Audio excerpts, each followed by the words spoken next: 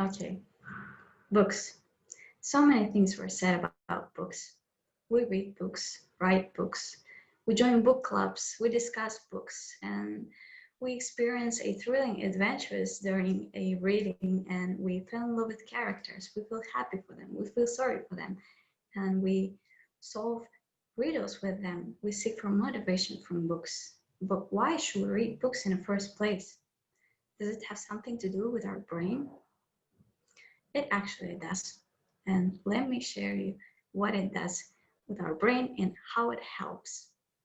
So the first thing that I want to mention is that reading releases stress. Can you see my board? Okay, it's good now. Reading releases stress.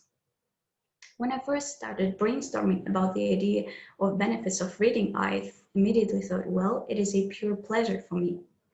And I come home, I grab a book, I come tired home, gobsmacked, and I grab a book, and voila, my attention is captured, and I don't think about the life, the ultimate question of life, universe, and everything. And but is it the same for everybody? And let the facts here speak for themselves.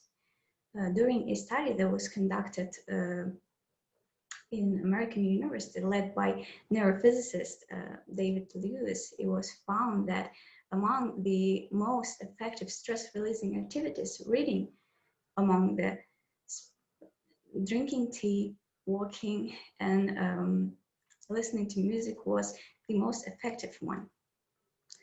The next reason to start reading more books is that reading strengthens your social skills.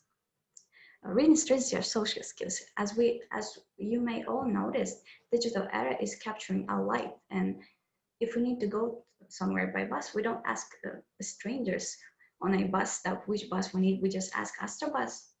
If we need a place to eat something, we open to Gis, and if we want to read something even, we open Google for recommendations. We clearly lack motivation to socialize and adapt to other people. There was a study that was conducted in 1987, and which showed that people on average spent 6 hours a day communicating face to face. And they did the same thing in 2007. And the results were 2 hours. Oh, the results were 2 hours, and we all remember what happened in 2007. The first iPhone was released, and it was 13 years ago. So now let's go back to reading. When you read any type of literature, your brain creates thousands of neural links, and your brain creates thousands of neural links, and we live through someone's experience. We compassionate to their emotions, and we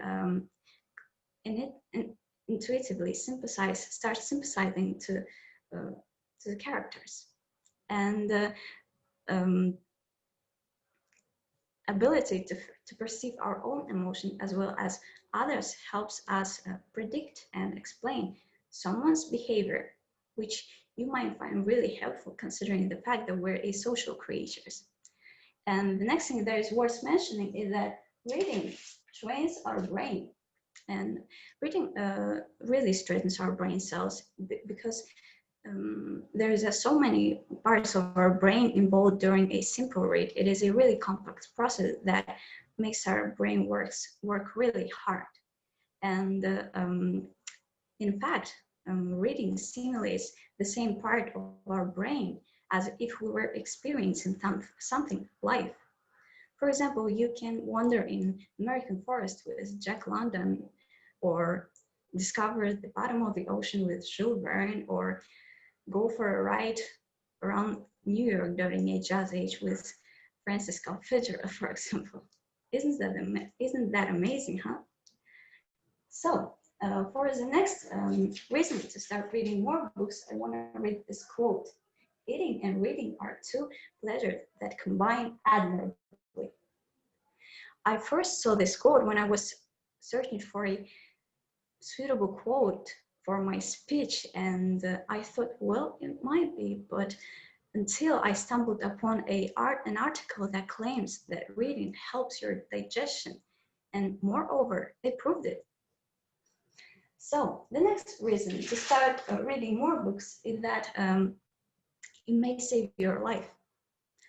I said books are helpful for your brain. Books are helpful for your body, yada yada yada. And what if I tell you that books actually may save your life, which happened to a Brazilian student who got caught up on a gang shooting as he was passing by after classes.